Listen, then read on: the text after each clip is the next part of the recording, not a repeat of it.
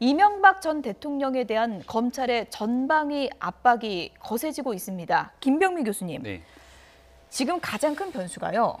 측근들이 등을 돌리고 있다는 건데 네. 40년 지기 김백준 전 총무기획관도 일종의 이명박 전 대통령에게 상당히 불리한 진술을 쏟아내고 있는 것 같습니다. 그러니까 영장 실질 심사 때까지만 하더라도 모든 혐의들을 부인해 왔고요. 근데 최근에 있는 소환 조사 과정에서 심리적 변화가 좀 있었던 것 같습니다. 그러니까 얼마 전에 김희중 전 부속실장이 그런 얘기를 했는데 본인도 이명박 전 대통령에 대한 불편한 감정 때문이 아니라 검찰이 수사를 워낙 탄탄하게 해놨기 때문에 비껴갈 수가 없다라는 얘기를 했죠. 그러니까 김백준 전 기획관 같은 경우도 이명박 전 대통령과 가장 가까이 오랜 세월 동안 거의 모든 재산을 알 정도의 집사 역할을 했다고 알려지지 않습니까? 특히나 이번 같은 상황에서는 국정원의 특활비를 수수했는데 김백준 전 기획관 입장에서, 그러니까 김백준 전 기획관을 잘 아는 사람들은 사적으로 그 돈을 유용하기에 좀 어려움이 있을 인물이다라는 평을 합니다. 그래서 그 돈을 가지고 이 전 대통령이 지시로 받았고 이 전 대통령이 지시로 썼다라는 진술이 있었다라면은 결국은 이명박 전 대통령의 소환으로 가는 길목에 해당되는 증언을 쏟아냈기 때문에 굉장히 불편한 대목일 수밖에 없을 겁니다. 국정원 특활비 건네받은 과정에 이명박 전 대통령의 지시가 있었다, 이렇게 얘기를 했고, 그리고 이제 국정원에서 받은 돈을 어디다 쓸지도 이명박 전 대통령이 관여했다. 측근들이 등을 돌리는 이 형국이 흡사 얼마 전 박근혜 전 대통령 국정수사농단과 좀 비슷하다, 이런 얘기도 많이 나오고 있습니다. 그렇죠. 거의 비슷하게 좀 흘러가죠. 그런데 이게 이제 왜 그러냐면, 안 그러면 본인이 그 죄를 다 뒤집어 써야 하기 때문에 그런 겁니다. 그러니까 4억 원을 수수를 예를 들어서 국정원 특활비를 받았어요. 줬다라는 사람이 있고 받은 거는 인정을 했습니다. 자, 그러면 이명박 전 대통령 지시로 받은 게 아니다라고 증언하는 순간 본인이 그 죄를 다 뒤집어 써야 되는 겁니다. 본인이 그 국가 공금을 이렇게 갈취를 해서 상납받아서 쓴 게 되고 4억 원 이상 같은 경우에는 이거 엄청난 형량이 나올 수 있는 거거든요. 그럼 자기의 남은 여생을 감옥소에서 다 보내야 됩니다. 그리고 집안 대대로, 그러니까 집안의 후손들, 자기 자녀들에게도 부끄러운 아버지로 남아야 되는데 그렇게까지는 좀 그걸 받아들이기가 좀 어려웠을 것이다. 그래서 있는 그대로 차라리 실토하는 게 낫겠다라고 생각을 바꿨을 가능성이 좀 높다 이렇게 생각합니다. 지금 검찰 수사가 이상득 전 의원, 그러니까 이명박 전 대통령의 친형 이상득 전 의원을 포함해서 가족으로도 압박이 좀 거세지고 있는데 집권 여당에서는 계속해서 이런 의혹 제기가 이어지고 있습니다. 들어보시죠. 검찰이 김희중 전 청와대 부속실장과 청와대 여성행정관을 불러 10만 달러 돈 뭉치가 든 쇼핑백을 건넨 것을 파악했다는 보도가 있었습니다. 제가 지난 18일 김윤옥 여사의 명품 가방 구입에 쓰였다고 썼는데 저는 그렇게 특정해서 말한 바는 없습니다. 검찰은 신속하게 김윤옥 여사에 대해 조사해야 합니다. 이 문제에 대한 진실을 밝히는 데 협조하겠습니다. 김윤옥 여사 측이 국정원 특활비를 어떻게 사적으로 유용했는지는 검찰이 철저하게 수사해서 그 진실을 밝힐 것을 저는 확고히 믿습니다. 네, 김윤옥 여사에 대해서도 검찰 수사해야 한다, 이렇게 이제 집권 여당 지도부에서 주장이 계속 나오고 있는 건데 지난 18일 언론 보도가 잘못됐다는 건데 명품 가방 아니라는 건가요?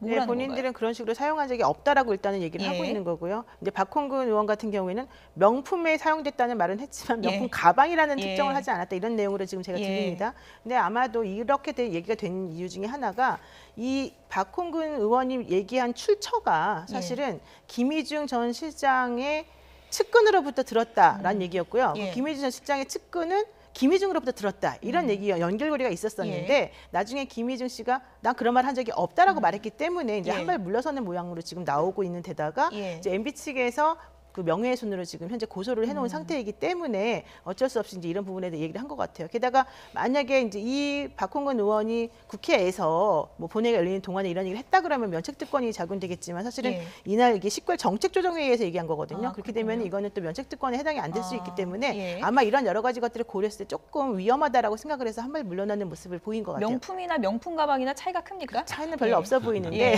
아마도 이제 그렇게라도 조금 조심하려고 하는 것 같고 그럼에도 불구하고 다시 또 얼마 전에 사실은 박홍근 의원 측에서는 김윤옥 여사와 관련해가지고 좀 센 발언을 했습니다. 왜냐하면 그 여성 청와대 행정관이 얘기한 것 중에 반은 맞고 반은 틀리다라고 하는 그런 검찰 조사가 나와 있었기 때문에 그거와 관련해서 김희중 제1부속실장의 진술 내용을 뒷받침하는 추가 결정적 증거가 있다. 그리고 또한 검찰이 지금 수사 중이기 때문에 명확히 밝히지는 않지만 내가 한 말이 맞다 이런 식의 얘기를 또 하고 있거든요. 예. 그렇다면 아마 추가적으로 진실 공방이 좀 벌어질 가능성이 높아 보입니다. 예. 일단 뭐 소환이라는 게요. 뭐 네. 김윤옥 여사도 그렇고 이명박 전 대통령도 그렇고 검찰이 다른 관계자 소환보단 상당히 좀 신중을 기할 거 아니에요. 시점을 어떻게 잡을까요? 지금 뭐 평창 동계올림픽도 변수 아니냐 이런 얘기가 있더라고요. 맞습니다. 평창 동계올림픽 유치했던 게 이명박 전 대통령이고요. 예. 당연히 이제 전직 대통령 신분으로서 평창 동계올림픽에 초청을 해야 되는데 지금 얼마 남지 않는 상황에서 소환 조사를 하고 나서 초청장을 보내는 것도 모양이 굉장히 좀 우스운 상황이 될 수가 예. 있기 때문에 아마도 관련자 주변인들에 대한 충분한 수사 이후에 이 전 대통령을 소환하지 않겠느냐라는 얘기도 나오고요. 예. 그럼에도 불구하고 이 다스에 대해서는 또 이 현재로서 공소시효가 거의 다 마무리가 돼가는 상황에서 이 전 대통령의 소환을 마냥 늦출 수는 없는 것도 그런 부담감이 작용할 겁니다. 그리고 지금 아마 이 이명박 전 대통령의 부인인 김윤호 여사에 대해서는 명확하게 박홍근 의원이랑 이제 얘기했던 발언들에 대해서 예. 김윤호 여사가 직접 고소를 한 상황이기 때문에 예. 여기 대해서는 소환 조사를 하는 게 그렇게 부담스럽지 않은 상황으로 예. 볼 수가 있는 거고요. 아마도 이명박 전 대통령을 불러다가 소환 조사하는 방법이 만약 이루어지게 되면 결국은 포토라인에 쓰게 될 건데 예. 이 전 대통령이 지난번 했던 얘기처럼 모든 건 나에게 묻되 이거를 이제 정치 보복 행위로 규정졌고 이 전 대통령 측근들은 가만히 있지 않겠다라고 예. 얘기한 바가 있어서 어떻게 진전이 되게 될지는 앞으로 굉장히 정치권의 파장이 클 것 예. 같다는 생각이 듭니다. 어쨌든 이명박 전 대통령 지금 뭐 사면 초과 상황이다 이렇게 말해도 과언이 아닐 것 같습니다. 검찰이 지금 전방위적인 압박을 하고 있는 그런 상황입니다. 친형 이상득 전 의원, 조카 이동영 부사장에 대해서 내일 검찰 소환해라라고 했는데 통보를 했는데 지금 이제 전해진 바에 따르면 이상득 전 의원은 건강상의 이유 그리고 준비 부족을 이유로 좀 소환 시점을 미뤄달라 이렇게 요청을 한 상황이라고 합니다.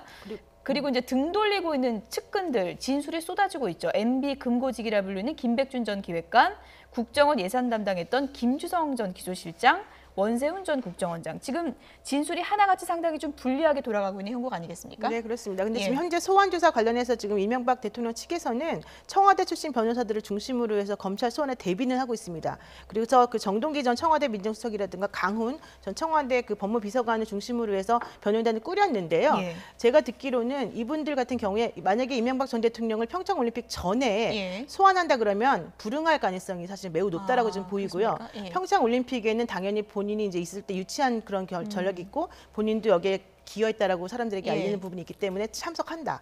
그러니까 아, 그렇습니까? 평창올림픽은 참석할 지금 예. 계획으로 있고 그 전에 본인을 소환하게 된다면 당연히 응하지 않을 것이다. 지금 이런 식의 계획을 세워놓은 것으로 지금 제가 알고 예. 있거든요. 초청장은 일단 받은 거잖아요. 네. 그러면 이명박 전 대통령이 이런 상황에서 가겠나 많은 분들이 이렇게 생각을 했는데 지금 또 전해지는 얘기가 간다는 거거든요. 이걸 예. 어떻게 봐야 될까요? 일부러라도 가는 거죠. 일부러라도 간다. 예, 그런데다가 지금 이제 계속 최근에 평창올림픽 관련한 언급을 내놓으세요. 그 이유는 이제 평창올림픽을 어찌됐건 뭐 예. 이제 우리가 유치했다. 이런 것을 이제 통해서 정치적으로 좀 돌파해 나가려는 그런 측면이 하나 있고 그리고 또 다른 측면에서는 역시 시간 벌기죠. 그 시간을 버는데 평창올림픽을 최대한 활용하겠다. 예. 그런 전략으로 읽힙니다. 만약에 이 계획이 사실이라면 개막식에서 문재인 대통령과 또 이명박 전 대통령이 만나는 장면이 이게 포토라인에 서게 될지 이게 또 관심이 끌 것 같은데 어떻게 될지 좀 지켜보도록 하겠습니다.